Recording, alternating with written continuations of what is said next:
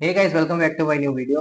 और आज के वीडियो में हम बात करने वाले हैं अबाउट दिस 26 जुलाई 2025 का एफएमजी एग्जामिनेशन। आज है 26 जुलाई, आज एफएमजी का एग्जामिनेशन हुआ। एंड मैंने 3-4 लोगों से बात किया जिन्होंने अभी पेपर दिया आज। एंड ट्रस्ट मी, चीजें बदल चुकी है। Everything has change. जितना हमने सुना, जितना हमने सीनियर्स का सुना था, इवन इफ मैंने भी बहुत सारे अपने पुराने वीडियोस में बताया है कि पेपर कैसा होता है, कैसा नहीं, किसको पढ़ना है, किसको नहीं, ना, हर चीज बदल चुका है। नेक्स्ट एग्जाम सामने आ रहा है, ये तो एक कंफर्मेशन है कि हाँ नेक्स्ट होने वाला है, विद इन 2 इयर्स और 3 इयर्स नेक्स्ट होगा। बट पेपर का जो एक डिफिकल्टी लेवल है और पेपर का जो एक जो ट्रिकीनेस होता है, वो पूरा का पूरा आपको घुमा के रख देगा। कुछ लोगों का पेपर 1 इजी था, कुछ का पेपर 2 इजी था, कुछ लोगों का पेपर 1 का सेक्शन ए टफ था तो किसी का पेपर 2 का सेक्शन बी टफ था। हर एक इंसान को अलग टाइप का क्वेश्चन मिला है। क्वेश्चन 300 ही है, लेकिन वो 300 क्वेश्चन इस टाइप से शफल किया हुआ है कि किसी को सेक्शन ए फर्स्ट पेपर का टफ लगा, बहुत टफ लगा। देन उसके बाद सेकंड पेपर जो है, मतलब सेक्शन बी जो है, फर्स्ट पेपर का सेक्शन बी जो 50 क्वेश्चन होता है, that was easy, one liner था। देन थर्ड, फिर moderate. But when it went to paper 2, वो पूरा का पूरा टफ लगा। बट फिर कुछ लोगों से बात किया तो वो बोलते हैं कि पेपर 1 पूरा का पूरा टफ लगा, but paper 2 was very good, moderate to easy. तो किसी का भी आप सुन के ये नहीं सोच सकते हो कि हाँ पेपर 1 टफ होता है या पेपर 2 टफ होता है। वो पर्सन टू पर्सन अलग अलग आते रहते हैं क्वेश्चंस। बट नाउ जितना भी मुझे व्हाट्सएप पे लोगों ने, ग्रुप से मुझे पता चला है, जितना भी मैंने लोगों से पूछा है, उसके हिसाब से सबसे पहला चीज, buzzword are no more useful. जो हम लोग पहले करते थे ना कि बज़वर्ड है, ये वाला बज़वर्ड ले लेना तो इसका यही ऑप्शन होता है, ये वाला बज़वर्ड ले लेना, नहीं। अब ऐसा बज़वर्ड से आप अपने क्वेश्चन को सॉल्व नहीं कर सकते, आप अपने क्वेश्चन को क्रैक नहीं कर सकते कि एक बज़वर्ड आ गया मतलब ये इस चीज का पूछ रहा है। वैसा कुछ भी नहीं होने वाला है। आपको पता होना चाहिए क्वेश्चन के बारे में, टॉपिक के बारे में, उसके जो भी है, पैथोलॉजी हुआ, ट्रीटमेंट हुआ, डायग्नोसिस हुआ, या उसका जो भी चीज है, डायग्राम हुआ, आपको पता होना चाहिए। आपको ए टू जेड उस टॉपिक के ऊपर ग्रिप होना चाहिए, तभी आप इस क्वेश्चन को सॉल्व कर पा रहे हैं। जस्ट बिकॉज एक बज़वर्ड आ गया उसके वजह से हो गया कि हाँ, पहले था कि पैथोलॉजी में कोई एक फोटो आ गया, फोटो देखते आ रहे ये फोटो तो इस चीज का है, वैसा अब नहीं हो रहा है। Second, time management is important. Questions बहुत बड़े बड़े आए हैं, बहुत बड़े बड़े, 3-4-5 लाइन वाले क्वेश्चंस लोगों को मिले हैं, और उन क्वेश्चन को सॉल्व करने में टाइम गया है। बाहर निकलकर, जैसा बताया गया है कि बाहर निकलकर जब 4 लोगों से बात हुआ, 4 लोग जब बोल रहे हैं, किसी ने 5 क्वेश्चन छोड़ दिया, किसी का 4 क्वेश्चन छूट गया, कोई लास्ट के 3 क्वेश्चन बस क्लिक करके आ गया, उसको पता भी नहीं उसने क्या क्लिक किया है। बेसिकली टाइम मैनेजमेंट बहुत इंपॉर्टेंट है। और टाइम मैनेज इसलिए नहीं हो पाया, नॉट बिकॉज की क्वेश्चन ट्रिकी था, बट क्वेश्चन वाज लॉन्ग। पढ़ के समझ के उसको फिर रिकॉल करके देन ऑप्शंस को क्लिक करके, बिकॉज ऑप्शंस भी बहुत ट्रिकी थे। 2-3 ऑप्शंस तो इतने ज्यादा कंफ्यूजिंग थे, 2-3 क्वेश्चंस ऐसे थे जिसके समझ में नहीं आ रहा है कि ये कहाँ से पूछा है, कौन सा चैप्टर है, कौन सा सब्जेक्ट है, मतलब ये सर्जरी का टॉपिक के हिसाब से पूछा जा रहा है या पैथो के टॉपिक के हिसाब से पूछा जा रहा है या ऑर्थो के टॉपिक के हिसाब से पूछा जा रहा है। ऐसा है कि ऑर्थोपेडिक्स के बोन्स के हिसाब से सर्जरी का कुछ पूछा, बट टेक्निकली वो पैथोलॉजी का क्वेश्चन है, जो लास्ट में 4 ऐसे ऑप्शन है जो पैथोलॉजी वाले ऑप्शन है, लेकिन जो पूरा क्वेश्चन पढ़ रहा है कोई, तो उसको लग रहा है कि ये तो आइदर सर्जरी या ऑर्थो का क्वेश्चन है, ऐसा टाइप का है। तो आपको वो पूरे टॉपिक पे from all those subjects grip होना चाहिए। क्वेश्चन क्लिनिकल एंड 3-4 लाइंस के थे। जो प्रेडिक्ट किया था वो कुछ भी नहीं आया। जैसे हम जो हमारे टीचर्स हैं वो बोलते हैं कि हाँ ये वाला टॉपिक से बार बार क्वेश्चन आता है, तो आप ये वाला टॉपिक को देख लेना, ये वाला टॉपिक जो है अच्छा है, ये वाला टॉपिक से क्वेश्चंस आ सकते हैं, this is high yielding topic. ऐसा high yielding topic, PY Qs, buzzword ऐसा कुछ नहीं आया, completely new. Concept wise clinical questions ऐसा है कि आपका अगर क्लिनिकल नॉलेज अच्छा है, आपने अगर इंटर्नशिप किया है, इंटर्नशिप करके आप अगर एफएमजी एग्जाम दे रहे हो, तो it will be more beneficial to you as compare to सिर्फ घर पे बैठ के क्लिनिकल क्वेश्चन सॉल्व करना। नहीं, क्लिनिकल क्वेश्चंस ऐसे टाइप के आए हैं जो एक रियल लाइफ प्रैक्टिस या रियल लाइफ एक्सपीरियंस अगर किसी को है, तो that person will understand much better as compare to बस बुक में पढ़ के या यूट्यूब के या जो वीडियोस हैं वो देख के जो समझ पा रहा है, वो नहीं था। PYQs only 5 to 6, any subject के क्वेश्चन आना रैंडम हो गया है। ऐसा नहीं है कि एनाटॉमी के 5 क्वेश्चन आएंगे, पीएसएम के 12 क्वेश्चन आएंगे, सर्जरी के 15 क्वेश्चन आएंगे, नहीं। पीएसएम के क्वेश्चन थे, पीएसएम का बड़ा बड़ा क्वेश्चन था कुछ सॉल्व करने का, वो कंफ्यूज हुआ। उसके बाद फिर एफएमटी के क्वेश्चंस थे। एफएमटी के भी कुछ ऐसे 2-3 ऐसे क्वेश्चंस पूछे गए थे जो किसी और दूसरे सब्जेक्ट के साथ लिंक कर रहा था। ऐसा नहीं है कि कोई स्पेसिफिक एफएमटी का या स्पेसिफिक एनाटॉमी का क्वेश्चन कुछ आया है, सब एक दूसरे के साथ लिंक किया हुआ है। तो आपको बेसिकली वो टॉपिक के ऊपर ग्रिप होना चाहिए, from anatomical point of view, from pathological point of view, from surgical point of view, from medicine point of view. मतलब एक होना चाहिए उस टॉपिक के ऊपर कि क्या भी कुछ भी पूछ सकता है।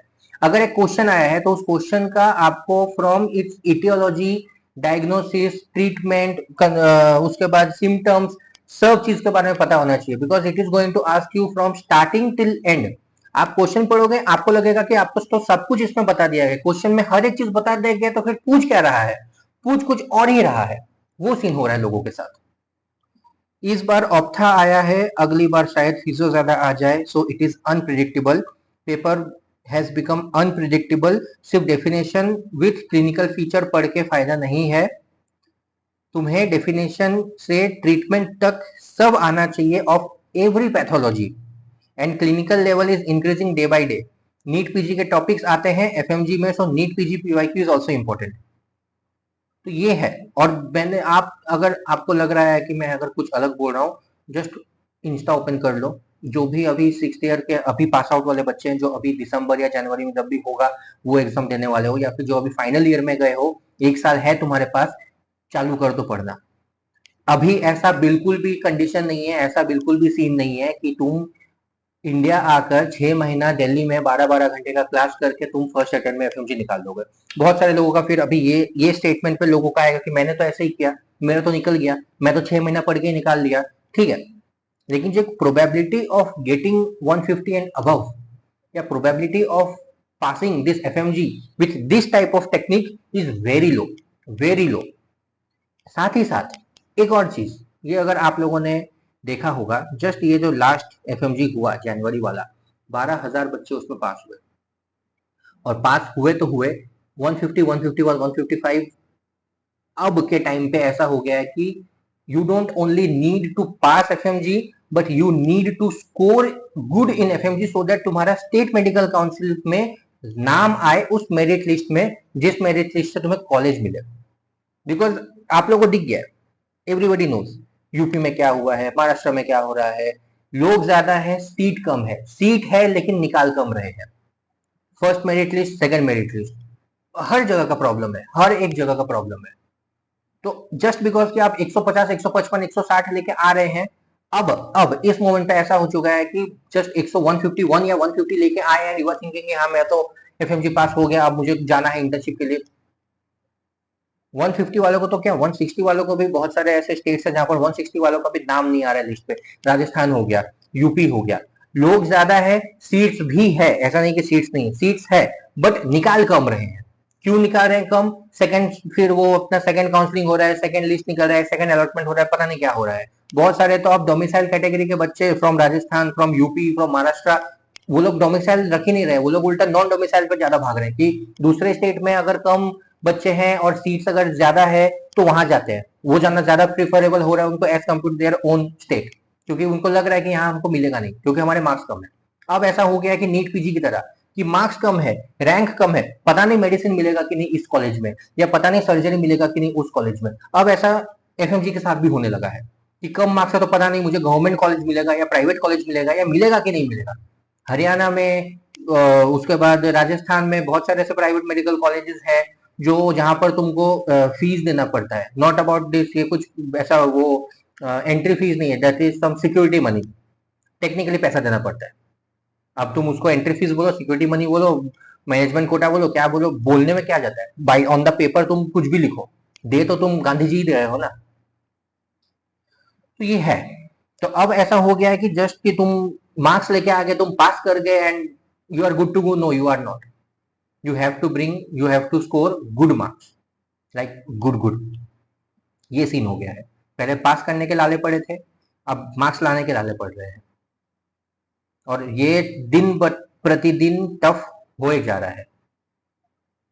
बहुत सारे लोगों को ये अभी भी इजी लगा होगा, कमेंट आएंगे, नेगेटिव कमेंट भी आने वाले, आई नो, हेट कमेंट्स भी आएंगे, आई नो होगा, बिकॉज ये हर किसी का अपना अपना अलग ओपिनियन होगा, everybody is going to share their opinion, and I really want, मुझे चाहिए कि हर एक इंसान जो भी ये वीडियो देख रहा है, अगर तुमने आज पेपर दिया, कमेंट में करो कि तुमको कैसा लगा वो पेपर। अगर मेरी बातें तुम्हें ठीक लगी तो भी कमेंट करो, अगर बुरी लगी तो भी कमेंट करो, अगर गलत लगी तो भी कमेंट करो। कमेंट करोगे तब और भी लोग कनेक्ट होंगे, कमेंट करोगे तो और भी लोग पढ़ेंगे। ये वीडियो ज्यादा से ज्यादा लोगों तक पहुंचाओ ताकि हर कोई अपना ओपिनियन दे सके, ताकि जो फ्यूचर में अभी एग्जाम देने वाले हैं बीट बी की, इस साल हर एक किसी का तो नहीं होने वाला, दैट्स फॉर श्योर ना। That's normal. जो भी 40,000 बच्चे भरे 40,000 तो पास नहीं होने वाले। बहुत सारे हैं जिनका 148 149 आके ऐसे छूट जाएगा। तो उनको समझ में आए कि हाँ मेरे साथ क्या हुआ और लोगों का क्या एक्सपीरियंस रहा, ताकि वो दिसंबर वाले एग्जाम पे अच्छा परफॉर्म करें। जो लोग दिसंबर में फर्स्ट टाइम कर रहे हैं वो लोग सिर्फ इस वीडियो से कंप्लीटली नहीं समझ पाएंगे कि पेपर कैसा था। आप लोग जिन लोगों ने भी पेपर दिया है वो लोग जब अपना अपना कमेंट्स लिखोगे, सब वो सब कमेंट पढ़ेंगे, तब उनको और क्लैरिफाई होगा कि मुझे क्या पढ़ना चाहिए, कैसे पढ़ना चाहिए, क्यों पढ़ना चाहिए, कब पढ़ना चाहिए, कहाँ से पढ़ना चाहिए। सबको हेल्प होगा। तो आज के वीडियो के लिए बस इतना ही। मैं बस चाहता हूं हर कोई इस वीडियो को देखे, समझे। कोई भी इसमें डराने का बात नहीं है कि एफएमजी बहुत टफ है या ये हो रहा है या वो हो रहा है। ऐसा हो रहा है तो तुम प्रिपेयर होके रहो, दैट्स इट। सो आज के वीडियो को बस इतना ही, एंड मैं आप लोग को मिलता हूँ किसी दूसरे वीडियो में। तब तक